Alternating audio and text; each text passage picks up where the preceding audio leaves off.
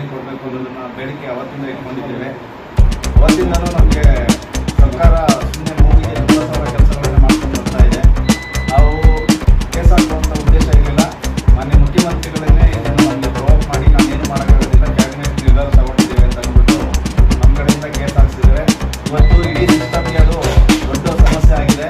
ಮೀಸಲಾತಿ ಒಂದು ಏನು ಇತ್ಯರ್ಥ ಆಗದಲ್ಲೇ ಯಾರಿಗೂ ನೇಮಕ ಸ್ಟೇಟ್ಮೆಂಟ್ ಕೊಟ್ಟು ಮತ್ತೆ ಕ್ಯಾಬಿನೆಟ್ ಹಿರಿಯ ಸಚಿವರುಗಳನ್ನ ಸಾಕ್ಷಿಯಾಗಿ ಇಟ್ಕೊಂಡು ನಮಗೆ ಇವತ್ತು ಏನು ಕೊಡದಲ್ಲೇ ಇರೋದು ತುಂಬ ಇದಾಗ್ತಾ ಇದೆ.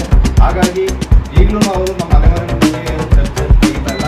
ಬರೀ ಓಲೈಕೆ ಮತದಾರರ ಓಲೈಕೆ, ಜನಗಳ ಏನು ವೋಟ್ ಬ್ಯಾಂಕಿನ ಒಂದು ಓಲೈಕೆ ಅದನ್ನೇ ಮಾಡ್ಕೊಂಡು ಎಲ್ಲರಿಗೂ ಕಾಣಿಸ್ತಾ ಇದೆ ಮುಖ್ಯವಾಗಿ. ಈಗ 6-6-5 ಅಂತ ಏನು ಮಾಡಿದ್ರು, ಈಗ ಅದನ್ನೇ ಇವಾಗ 15% ಬಂದಾಗ ಏನು ಮಾಡ್ತಾರೆ, ಅದನ್ನ ವಿಶೇಷ ಸಚಿವ ಸಂಪುಟ ಮಾಡಿ 27ನೇ ತಾರೀಕು ನಿರ್ಧಾರ ತಗೊಂಡು ಇದನ್ನ ಒಂದು ತಾರ್ಕಿಕ ಅಂಶ ಇಟ್ಕೊಳ್ತೀವಿ ಅಂತ ಇದು ಮಾಡಿದ್ದಾರೆ.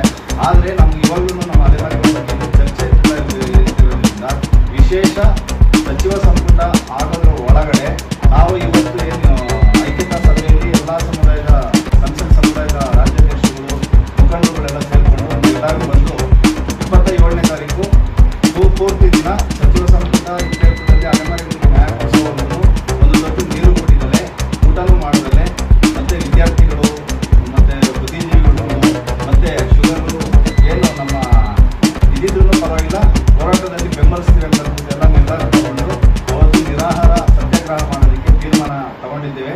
ಹಾಗಾಗಿ ರಾಜ್ಯದ ಅಲೆಮಾರಿ ಸಮುದಾಯದವರು ಎಲ್ಲರೂ ಬಂದು ಈ ಒಂದು ಫ್ರೀಡಂ ಪಾರ್ಕ್ನಲ್ಲಿ ನಾವೇನು 27ನೇ ತಾರೀಕು ಈ ಒಂದು ಸತ್ಯಾಗ್ರಹ ಹಮ್ಮಿಕೊಂಡಿದ್ದೀವಿ. ಎಲ್ಲರೂ ಬಂದು ಭಾಗವಹಿಸಿ ಈ ಒಂದು ಸತ್ಯಾಗ್ರಹದ ಮುಖಾಂತರ ಸರ್ಕಾರಕ್ಕೆ ಒಂದು ಮನವರಿಕೆ ಆಗಲಿ, ಅಲೆಮಾರಿಗಳಿಗೆ ಅನ್ನ ನೀರು ಕೊಡದಲ್ಲೇ ಇದ್ರೂ ಇವಾಗ ಉಪವಾಸ ಕುಣಿಸಿದ್ದಾರೆ ಅನ್ನೋದಾದ್ರೂ ಒಂದು ಅರ್ಥ ಆಗುತ್ತೆ ಅನ್ನೋ ಒಂದು ಉದ್ದೇಶದಿಂದ ಈ ಸತ್ಯಾಗ್ರಹ ಹಮ್ಮಿಕೊಂಡಿದ್ದೀವಿ. ದಯಮಾಡಿ ಎಲ್ಲರೂ ಬರಬೇಕಾಗಿ ಈ ಅಸ್ಪೃಶ್ಯ ಅಲೆಮಾರಿ ಸಮುದಾಯಗಳ ಮಹಾಒಕ್ಕೂಟದ ವತಿಯಿಂದ ಕೋರ್ಕೊಳ್ತಾ ಇದ್ದೀವಿ. ಸರ್, ಮುಖ್ಯಮಂತ್ರಿಗಳೇ ನಿಮಗೆ ಕೇಸ್ ಹಾಕು ಅಂತ ಹೇಳಿದ್ರ? ಹೌದು. 1% ಮೀಸಲಾತಿ, 1% ಮೀಸಲಾತಿ, 1% ಮೀಸಲಾತಿ. We want justice. We want justice. We want justice. We want justice. ಏತಕ್ಕಾಗಿ ಹೋರಾಟ? ನ್ಯಾಯಕ್ಕಾಗಿ ಹೋರಾಟ. ಏತಕ್ಕಾಗಿ ಹೋರಾಟ? ನ್ಯಾಯಕ್ಕಾಗಿ ಹೋರಾಟ. ಬೇಕೇ ಬೇಕು. ನ್ಯಾಯ ಬೇಕು. ಬೇಕೇ ಬೇಕು. ನ್ಯಾಯ ಬೇಕು. ಬೇಕೇ ಬೇಕು. ನ್ಯಾಯ ಬೇಕು. ಕರ್ನಾಟಕದಲ್ಲಿ ಕರ್ನಾಟಕ ಸರ್ಕಾರ ಪರಿಶಿಷ್ಟ ಜಾತಿಯ 101 ಸಮುದಾಯಗಳಿಗೆ ಒಳ ಮೀಸಲಾತಿ ಕೊಡ್ತಕ್ಕಂಥ ಪ್ರಕ್ರಿಯೆಯಲ್ಲಿ ಈ ಪರಿಶಿಷ್ಟ ಜಾತಿಯ ಅಲೆಮಾರಿಗಳಿಗೆ ಬಹಳಷ್ಟು ಅನ್ಯಾಯ ಆಗಿದೆ. ಎ ಗುಂಪಿನಲ್ಲಿ 1% ಮೀಸಲಾತಿ ಕೊಡೋದ್ರಲ್ಲಿ ವಿಫಲವಾಗಿದೆ. ಇದನ್ನೆಲ್ಲವೂ ಖಂಡಿಸಿ ದಿನಾಂಕ 27 ಮಾರ್ಚ್ 2026ರಂದು ಫ್ರೀಡಂ ಪಾರ್ಕ್ನಲ್ಲಿ ಉಪವಾಸ ಸತ್ಯಾಗ್ರಹವನ್ನು ಏರ್ಪಡಿಸಲಾಗಿದೆ. ಇದರ ಹಿನ್ನೆಲೆಯಲ್ಲಿ ಕರ್ನಾಟಕ ರಾಜ್ಯದಲ್ಲಿ ಇರ್ತಕ್ಕಂಥ ಎಲ್ಲ ಪರಿಶಿಷ್ಟ ಜಾತಿಯ ಅಲೆಮಾರಿ ಮುಖಂಡರುಗಳು, ವಿದ್ಯಾರ್ಥಿಗಳು, ಪ್ರತಿಭಾವಂತರು, ಪ್ರಜ್ಞಾವಂತರು, ಬುದ್ಧಿಜೀವಿಗಳು ದಯಮಾಡಿ ಆಗಮಿಸಿ ಈ ಉಪವಾಸ ಸತ್ಯಾಗ್ರಹವನ್ನು ಯಶಸ್ವಿಗೊಳಿಸಬೇಕಾಗಿ ಈ ಮೂಲಕ ನಾವು ಕರೆಯನ್ನು ಕೊಡ್ತಾ ಇದ್ದೇವೆ, ಮನವಿಯನ್ನು ಮಾಡ್ತಾ ಇದ್ದೇವೆ. ನನ್ನ ಕೈಯಿಂದ ಆಗುವುದಿಲ್ಲ, ಬೇಕಾದ್ರೆ ಕೋರ್ಟ್ಗೆ ಹೋಗ್ಬೋದು ಅಂತ ಹೇಳಿದ ಮೇಲೆ ನಾವುಗಳೆಲ್ಲ ಚರ್ಚೆ ಮಾಡಿ ಹೌದು ಮಾನ್ಯ ಮುಖ್ಯಮಂತ್ರಿಗಳ ಮಾತನ್ನ ನಾವು ಪಾಲಿಸಬೇಕು,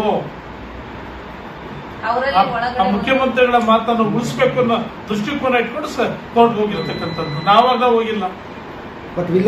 ನೀವು ದಲಿತರ ಪರವಾಗಿ ಅಂತ ಹೇಳಿ 40-50 ವರ್ಷದಿಂದ ಕಾಂಗ್ರೆಸ್ ಪಕ್ಷನ ನಂಬ್ಕೊಂಡು ಬಂದಿರತಕ್ಕಂತ ಜನ ಅವತ್ತು ಕಂಗಾಲಾಗಿ ಬಿಟ್ರು. ಕೊನೆಗೆ ನಾವೆಲ್ಲ ಲೀಡರ್ಗಳು ಕುತ್ಕೊಂಡು ನಿರ್ಧಾರ ಮಾಡಿ ಸಾಹೇಬ್ರು ಹೇಳಿದ್ದೆ ಸತ್ಯ ಇದೆ ಅಂತ ನಾವು ಕೋರ್ಟ್ ಮೂಲಕ ಹೋಗಿದ್ದು ಸತ್ಯ.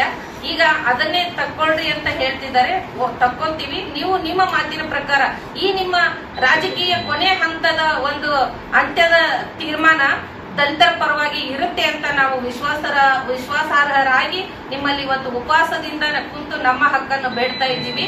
ಮಾನ್ಯ ಸಿದ್ದರಾಮಯ್ಯ ಅವರೇ, ನಿಮ್ಮಿಂದ ಇದು ಸತ್ಯವಾಗ್ಲೂ ಹಾಗೆ ಆಗತ್ತೆ. ನೀವು ಮನಸ್ಸು ಮಾಡಿದ್ರೆ ಇದನ್ನ ನೀವು ನಿರ್ಧಾರ ಮಾಡೇ ಮಾಡ್ತೀರಿ ಅಂತ ನಿಮ್ಮಲ್ಲಿ ಒಂದು ತುಂಬು ಹೃದಯದ ನಂಬಿಕೆಯನ್ನ ಇಟ್ಟುಕೊಂಡು ನಮ್ಮ ಮೀಸಲಾತಿ, ನಮ್ಮ 1% ಮೀಸಲಾತಿನ ನಮ್ಗೆ ಕೊಡಿ ಅಂತ ಹೇಳಿ ನಾವು ಬೇಡಿಕೆಯನ್ನು ಇಡುತ್ತಾ 27ನೇ ತಾರೀಕು ಉಪವಾಸ ಸತ್ಯಾಗ್ರಹ ಮಾಡಲು ನಾವೆಲ್ಲರೂ ಸಿದ್ಧರಾಗಿದ್ದೇವೆ. ಅಲೆಮಾರಿಗಳ ಹೊಟ್ಟೆ ಮೇಲೆ ಹೊಡಿಬೇಡಿ ಸ್ವಾಮಿ, ನಮ್ಮ ಹಕ್ಕು. ಕೊನೆಗೆ ಈ ಸ್ಟೇಷನ್ ನಿಂತಿದ್ದೀವಿ. ಹಾಗಾಗಿ ನಾವು 27ನೇ ತಾರೀಕು ನಿರಾಹಾರ ಹೇಳಿರ್ತಕ್ಕಂಥ ಪ್ರತಿಯೊಬ್ಬ ಅನ್ನ ನೀರು ಬಿಟ್ಟು ನಮ್ಮ ಸಾಮಾಜಿಕ ನ್ಯಾಯವನ್ನು ಹೋರಾಡಲಿಕ್ಕೋಸ್ಕರ 49 ಕಮ್ಯುನಿಟಿ ಅಲೆಮಾರಿ ಜನಗಳು ಕಂಪ್ಲೀಟ್ ರಾಜ್ಯಾದ್ಯಂತ 27ನೇ ತಾರೀಕಿಗೆ ಫ್ರೀಡಂ ಪಾರ್ಕಿಗೆ ಬಂದು ನಮ್ಮ ಹಕ್ಕು ಏನು 1% ಮೀಸಲಾತಿ, ನಮ್ಮ ಹಕ್ಕು ಏನು 1% ಮೀಸಲಾತಿ ಕೊಡಬೇಕೆಂದು, ನಮ್ಮ ಹಕ್ಕು ನಮ್ಮ ಪಾಲು ಎರಡು ಆಗ್ಬೇಕಂತ ಹೇಳಿ ನಮ್ಮ ಪಾಲು. ಮಾನ್ಯ ಮುಖ್ಯಮಂತ್ರಿಗಳಿಗೆ ಒಂದು ಸರ್ಕಾರ ಅಂದ್ರೆ ಅದು ಕಾಂಗ್ರೆಸ್ ಸರ್ಕಾರ. ಅಂತದ್ರಲ್ಲಿ ನಮ್ಮ ಏನು ಹಿಂದುಳಿತಕ್ಕಂಥ ಎಲ್ಲರಿಗಿಂತ ಹಿಂದುಳಿದ ಸಮುದಾಯಗಳಂದ್ರೆ ಅಲೆಮಾರಿ ಸಮುದಾಯಗಳು. ಈ ಅಲೆಮಾರಿ ಸಮುದಾಯಗಳಿಗೆ 1% ಗುಂಪಲ್ಲಿ ಇಟ್ಟು ನಮಗೆ ಪ್ರತ್ಯೇಕವಾಗಿ ಒಂದು ಮೀಸಲಾತಿ ಕೊಡ್ಬೇಕಂತೇಳಿ ನಾವು ಬಹಳಷ್ಟು ರೀತಿಯಿಂದ ನಾವು ಹೋರಾಟ ಮಾಡ್ತಾ ಇದೀವಿ, ಬಹಳಷ್ಟು ರೀತಿಯಿಂದ ನಾವು ಪ್ರತಿಭಟನೆ ಮಾಡ್ತಾ ಇದೀವಿ.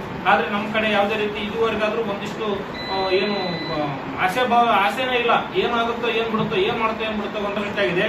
ಇದೇ 27 ಇದೆ ಕ್ಯಾಬಿನೆಟ್ ಅಲ್ಲಿ ಏನು ಕಾಂಗ್ರೆಸ್ ಸರ್ಕಾರ ಸಂವಿಧಾನ ಎತ್ತಿಡಿದು ಒಳ್ಳೆ ನ್ಯಾಯ ರೀತಿಯಿಂದ ಮೀಸಲಾತಿ ಹಂಚಿಕೆ ಮಾಡುತ್ತೋ, ಏನು ನಮಗೆ ಹೊಟ್ಟೆ ಮೇಲೆ ಕಲ್ಲೆತ್ತಾಕಿ ಮತ್ತೆ ಏನು ವೋಟ್ ಬ್ಯಾಂಕ್ ಈಗಾಗಲೇ ನೀವು ರಾಹುಲ್ ಗಾಂಧಿ ತನಕ ಪತ್ರ ಬರೆದಿದ್ರಿ. ಎಲ್ಲ ಬರಹಗಾರರು, ಬುಕ್ ಬರೆಯರು, ಆಮೇಲೆ ಚಿಂತಕರಿಲ್ಲ, ಅವರಿಗೆಲ್ಲ ಧನ್ಯವಾದ ತಿಳಿಸ್ತೇವೆ. ಮತ್ತೆ ಯುವಕರು ಸ್ಟೂಡೆಂಟ್ಗಳು ಏನಿದ್ರಿ, ನಮ್ಮ ಮಕ್ಕಳು ನಿಮ್ಮ ಅಣ್ತಂಬರ ಅಂತ ಹೇಳ್ತಾನೆ. ಏನು ಒಂದು ನಾಯಿ ನರಿಗೆ ಇದ್ದಂತ ಮೃಗಾಲುಗಳಿಗೆ ಇದ್ದಂತ ಬೆಲೆನೂ ಇಲ್ದಂಗೆ ಈ ಮನುಷ್ಯರು ಮಾಡಿದ ಅಲೆಮಾರಿಗಳಿಗೆ ಇವತ್ತಿನ ಸರ್ಕಾರ ನಡೆದುಕೊಂಡಿದೆ. ಈ ರೀತಿ ಆಗ್ಲಿಲ್ದಂಗೆ ಮುಂದಿನ ಎಲ್ಲ ನಮ್ಮ ಹೋರಾಟ ಕರ್ನಾಟಕದ ಎಲ್ಲ ಸಮುದಾಯದಲ್ಲಿ ಒಂದು ಕಳಕಳಿಯಿಂದ ಬೇಡ್ಕೊಂಡು ಹೇಳಿಕೆಯನ್ನು ಕೊಟ್ಟಿದ್ದಾರೆ. ಅಲೆಮಾರಿಗಳು ಅನ್ನೋ ಪದಗಳನ್ನ ಸರ್ ನಮಸ್ತೆ.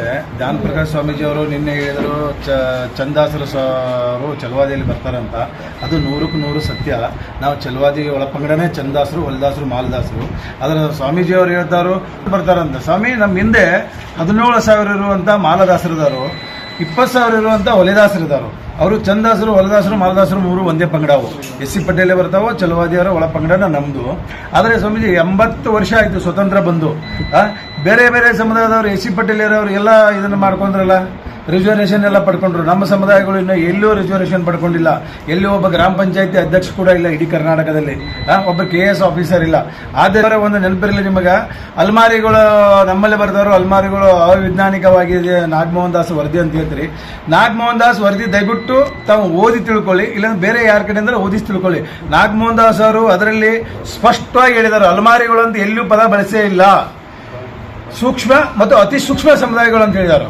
ಸುಪ್ರೀಂ ಕೋರ್ಟ್ ಆದೇಶ ಏನು ಕೊಟ್ಟಿದೆ, ಅಲ್ಲೂ ಅಲ್ಮಾರಿ ಅಂತ ಪದ ಬೆಳೆಸಿಲ್ಲ. ಅವರು ಕೂಡ 101 ಜಾತಿಯಲ್ಲಿ ಬರುವಂತ ಪಟ್ಟಿಯಲ್ಲಿ ಇರುವಂತಹ ಅತಿ ಸೂಕ್ಷ್ಮ ಸಮುದಾಯಗಳಿಗೆ ಯಾರಿಗೆ ಮೀಸಲಾತಿ ದೊರಕಿ ಆ ಸಮುದಾಯಗಳಿಗೆ ಕೊಡಬೇಕಂತ ಆದೇಶ ಆಗಿದೆ. ನಾಗಮೋಹನ್ ದಾಸ್ ಅವರು 101 ಜಾತಿ, ಚಲವಾದಿ ಜಾತಿಯಲ್ಲಿ 17 ಜಾತಿ, 17 ಸಂಬಂಧಿತಂತೆ 17, ಮಾದಿಗ ಸಮುದಾಯದಲ್ಲಿ ಸಂಬಂಧಿತ 22, ಇನ್ನು ಅದರ ಸಮುದಾಯದಿಂದ 20 ಜಾತಿಯನ್ನು ಒಳಗೊಂಡಂತೆ 20 ಜಾತಿ ಒಂದು ಪಟ್ಟಿ ಮಾಡ್ತಾ ಈ ಸಮುದಾಯಗಳು ಇದ್ರೂ ಕೂಡ ಇನ್ನವರೆಗೂ 80 ವರ್ಷ ಸ್ವತಂತ್ರ ಇದನ್ನು ಲಾಭ ಪಡೆದಿಲ್ಲ. ಇವುಗಳನ್ನು ಪ್ರಯಾರಿಟಿಯಲ್ಲಿ ಇಟ್ಟು ನೀಡಿ ಅಂತ ಹೇಳಿದಾರೆ ಅವರು. ಅದು ಹೆಂಗ ವೈಜ್ಞಾನಿಕ? ಸ್ವಾಮೀಜಿ ಅವರೇ, ದಯವಿಟ್ಟು ಮಾಡದೆ ಧರ್ಮ, ನ್ಯಾಯ, ನೀತಿ ಅನ್ನು ಕಾಪಾಡಿ ಅಂತ ಈ ಮೂಲಕ ತಮ್ಮಲ್ಲಿ ವಿನಂತಿಸಿಕೊಳ್ತೇವೆ.